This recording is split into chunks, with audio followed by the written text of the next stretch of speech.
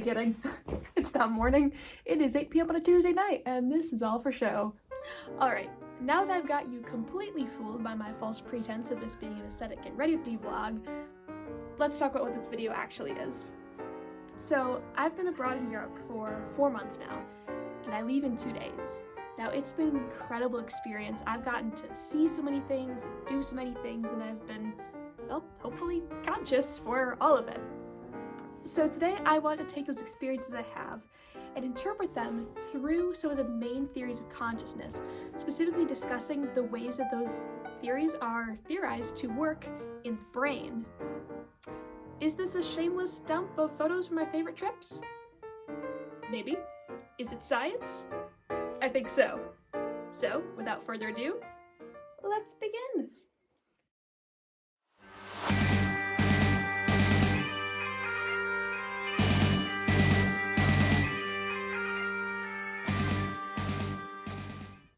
Welcome to Edinburgh.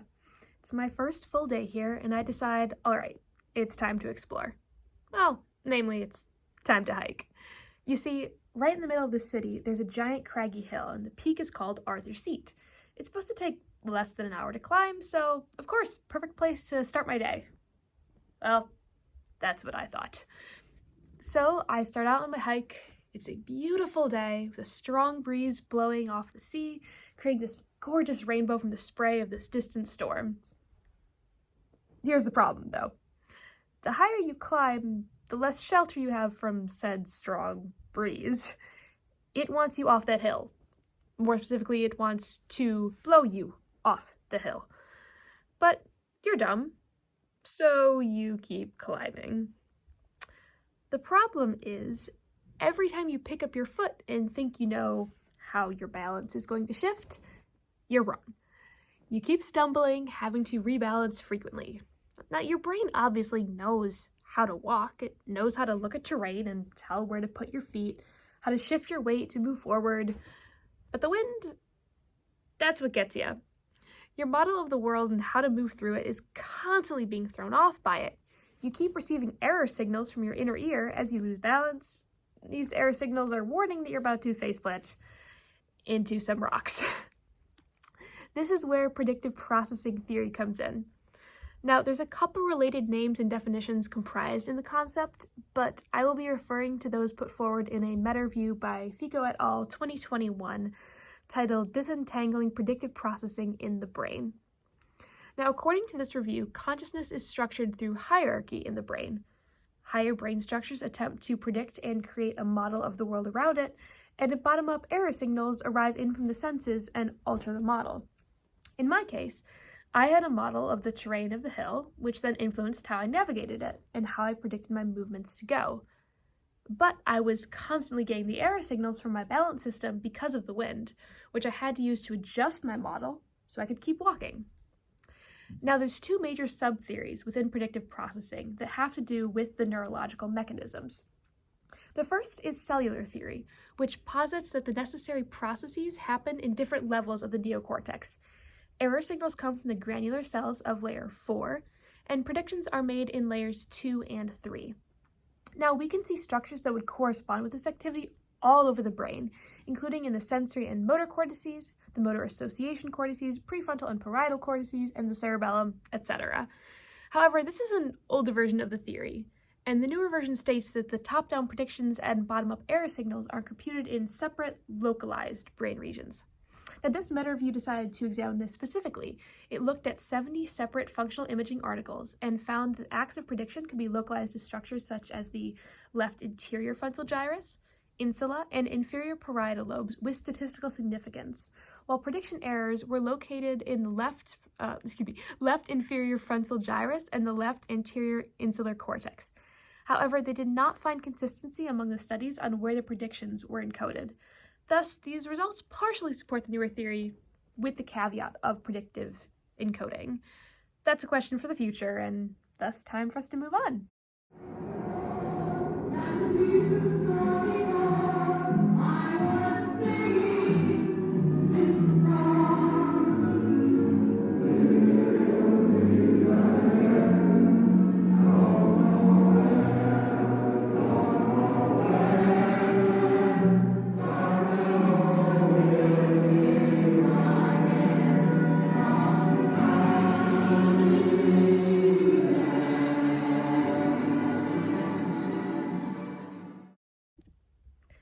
Now, while walking through that nightmare fuel tunnel, I was surrounded by stimuli. The damp coolness of the air on my skin, the dim lights, and oh yeah, the blaring World War II era music. Definitely not at all an unsettling experience. According to higher order theory, as explained by Brown et al. In their article Understanding the Higher Order Approach to Consciousness, all those stimuli entered my brain as raw encoded information, termed first-order representations. At the point of their entry, however, I wasn't conscious of them.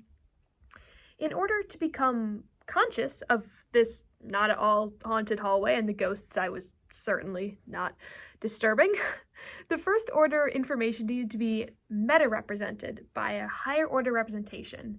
I needed some kind of metacognition about all those stimuli to be conscious of them. This metacognition is understood differently by different branches of higher order theory, with the most straightforward being higher order thought theory, that this higher order meta-representation is thought-like, like, I am thinking this is absolutely terrifying. However, other versions of higher order theory exist, as explained by both this article and one written by Lau and Rosenthal titled Empirical Support for Higher Order Theories of Conscious Awareness.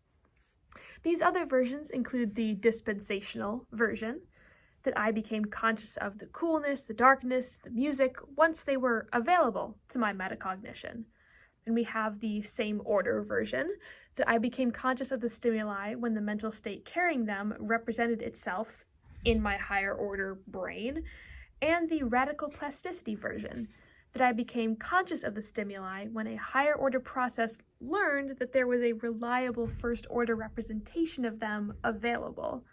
Now, these theory versions differ in their nuances, but all agree that consciousness requires something beyond raw sensory input, some kind of additional processing or representing. Now, beyond these semi-semantic differences, the field is also divided on where in the brain we find higher and lower order processing. Take this image, for example, from the Brown article. In it, first order information is fed to the frontal cortex from the posterior cortical and subcortical regions. Information like my perception of the loud music and my arousal from being just slightly scared out of my mind goes to both the lateral and medial frontal cortex areas, while my survival and body sensing information wired to the medial areas.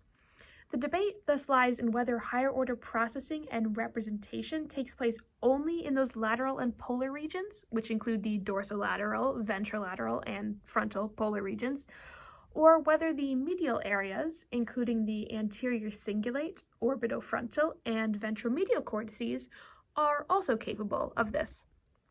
This is, of course, not the only way higher order theory and its neurobiological mechanisms have been posited.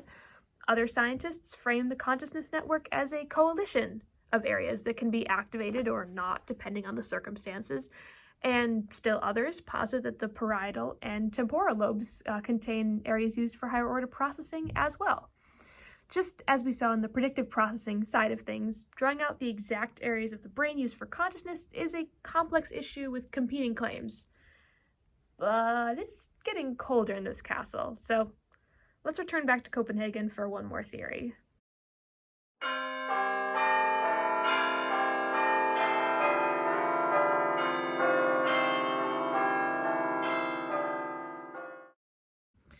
For this theory, I'm going to take you all the way back to my first few days in the city. I was jet-lagged, unsure of myself, and overwhelmed by everything around me. I was in awe of the architecture, just couldn't get over it. There was so much beauty in the city, ornate carvings on every building. There was one image specifically that caught my attention, the Burger King right near V23. It sounds so silly, but I just couldn't get over it. A fast food restaurant inside a beautiful building that in the US might have been a historic site. Now, one way of explaining what was going on in my brain during all this is global workspace theory, represented in this image here from the article In the Theater of Consciousness by Bars. The sensory input, in this case the glorious visuals of an overpriced Burger King, entered a kind of stage in my mind. But as anyone who has spent time in theater knows, if an actor is on a stage but it's not lit up, no one is seeing her. It's only once an actor enters their light that the audience can become aware of them. So it is with the visual information in this case. In order for that information to become conscious to me, it had to enter a kind of spotlight, such that the information could be seen by other parts of my brain. The spotlight can also be described as a broadcast across the brain, making information available for local interpretation. In my case, the visual information broadcast to my memory center, which then sent back to my stage memories of fast food chains I'd seen before in the US, which of course were very, very different. These memories entered the spotlight and I became conscious of those thoughts as well. Now, while this picture is a good visualizer for how consciousness could function, it's a metaphor. For theorizing on the physical neurobiological mechanisms, I'd like to turn to global neuronal workspace hypothesis, an updated version of the original global workspace theory. And while we're talking, enjoy some lovely photos of my time in Copenhagen. To discuss this, I'll be using the article titled Conscious Processing and the Global Neuronal Workspace Hypothesis by Mashore et al. To the older theory, they add a workspace of reciprocal connections in the brain made up of large pyramidal cells in cortical layers 2, 3, and 5. These excitatory neurons possess long axons, which they use to communicate widely across the brain, quote, selectively mobilizing or suppressing the contributions of processor neurons, end quote. Bottom-up information can be sent to this network, which can then in turn send out top-down information to the processing locations across the brain. This hypothesis reformulates the idea of broadcast or spotlight from the original global workspace theory into one of ignition, the activation of neurons in this network creating widespread brain activity as information is transmitted through it. This ignition, facilitated by the wide-ranging reciprocal connections, amplifies and sustains the signal as it is sent. These dynamics were modeled by Dehaene in 2003, who created a computer simulation of reciprocal cortical neurons with NMDA receptors. When run, this simulation achieved the ignited state, with the neurons firing in synchrony at the gamma frequency. Later scientists added to this picture, stating that ignition is achieved when signals carrying the information are strong enough to reach the prefrontal cortex, which then acts as a great router because of the high density of these reciprocal connections. And just think, this might all be happening in my brain because I walked by a Burger King. So at the end, where does all of this leave us? Well, obviously you can't really prove or disprove any of the theories of consciousness just based on the 3 scenes I laid out for you. Honestly, you could probably interpret any of those scenes through the other theories and have it make just as much sense. But what's interesting is that when we look at an experience through one specific theory, we highlight certain aspects of that experience. We look at it through a different lens. And this is really important when we start moving into the applications of research on consciousness. Now, you might be thinking, what is the purpose of all of this? Like, it's so out there. The people who make up the theories can't even decide on the semantics or the mechanisms, not to mention all the debate between the theories over who's the most correct. But it is really important that we come to some kind of understanding of what it is. Think about the ethical field. Are animals conscious? If so, what rights do they deserve? If we can understand consciousness better and understand what in the brain makes something conscious, we can come to possibly a better understanding of if animals are conscious. And that's only one of the things. Think about all of AI, and could we conceive of an AI that would be conscious, and what's the implications of that? How could a program be conscious? Could it? That's a really important question that we're going to have to face going forwards. So to wrap all this up, the field of consciousness is very convoluted. It's very complex, but it's very important that we keep working on it. I've had such a great time learning about all of it, and I'm very excited to see where the field goes next.